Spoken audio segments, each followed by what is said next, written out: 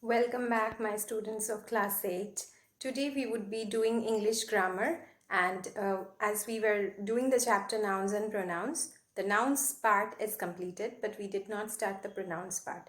So today we would be starting with pronouns.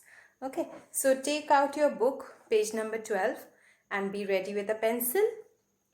As we already know that pronouns are the parts of speech which is used in place of a noun in a sentence. Okay, so for replace, we can say that pronouns replace nouns. In short, we can say that. Okay, all of us know what pronouns are. We also know the types of pronouns. So let us just revise what we already know. The first type of pronoun that we are going to do is personal pronoun. Personal pronoun, obviously you can understand from the name itself. Personal pronouns are used to replace nouns in a sentence, and they generally refer to people. Okay, so hence the name personal pronoun. They refer to persons. Now, personal pronouns can be of two types. Either they can be used as a subject in a sentence, or they can be used as the object of a sentence. Depending on that, we divide personal pronouns into two kinds. The first one being subjective personal pronoun, and the second kind being objective personal pronoun. Okay, so when the personal pronoun is working as a subject, we say that it's a subjective personal pronoun. Examples are, as you can see, for the first person, I, we. For the second person, you. For the third person, it can be she, he, they, it. It I have not written on the board, but you can write it. It. Okay. And the same pronouns, when they are placed in objective position, they become me, us, you. For the objective also, the word remains the same. It is you. And here, the objective position, her, him, them, it. Okay, so the personal pronouns can be placed in two positions in a sentence. It can be subjective, it can be objective. Now let us look at a sentence.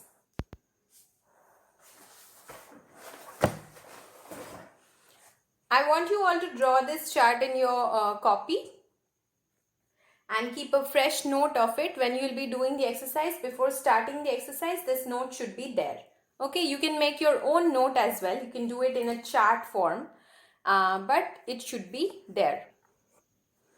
So, let us look at an example of a sentence containing both the subjective personal pronoun as well as the objective personal pronoun. The sentence is, she lives with them. So, here, what is placed in the subject position? She. And she is the subjective personal pronoun. As it is placed in the position of a subject, as it is doing the work of a subject in the sentence, we call it a subjective personal pronoun. And see, here is them, and it is placed in the objective position. So it is an objective personal pronoun. Okay, so it is an objective personal pronoun. One sentence is given in your book. Let us look at that example also. That sentence is,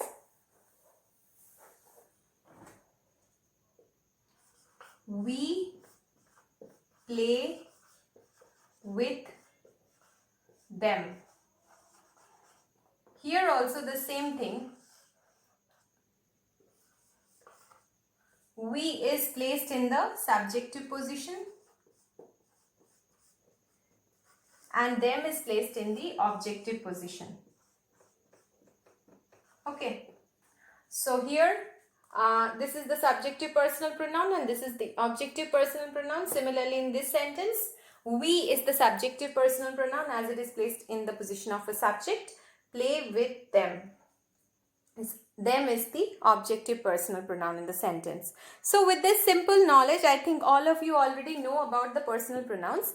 Let us proceed to the exercise.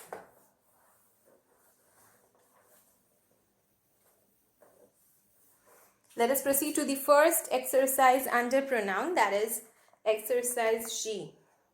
Okay, how you will do it? You will do it in your copy, but now you can just mark it in your book. Number 1, they treated us warmly. So in this sentence, we can understand that they is the subjective personal pronoun and us is the objective personal pronoun. Okay, so you will write S under they and O under us.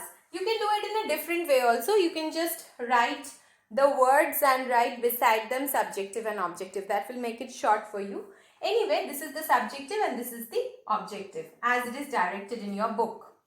The second sentence is, where are the children? I saw them in the garden. Okay. In the first sentence, it is just an interrogative sentence. Where are the children, containing an interrogative pronoun. The second sentence, I saw them in the garden. We have to emphasize on that sentence. That sentence we would be marking. So we would be marking this sentence. I saw them in the garden. Very simple. I is the subjective personal pronoun and them is the objective personal pronoun. Okay. So it's very simple. Let's do two more is there. I am studying in class 8 and number 4, you can easily drop me home. Both are very easy, very simple. By now I think you all have done it on your own. Just mark it in your book. Number 3, I am studying in class 8. Yes, you all are studying in class 8, but not me. Anyway, I am studying in class 8. Here we just have one personal pronoun, that is the subjective personal pronoun. It's in the subjective position. So you will write subjective personal pronoun. And number 4 is, you can easily drop me home. You can easily drop me home. This is also very simple. So we solved the entire exercise using the simple knowledge of subjective and objective personal pronoun. You is the subjective and me is the objective personal pronoun. So this is very simple.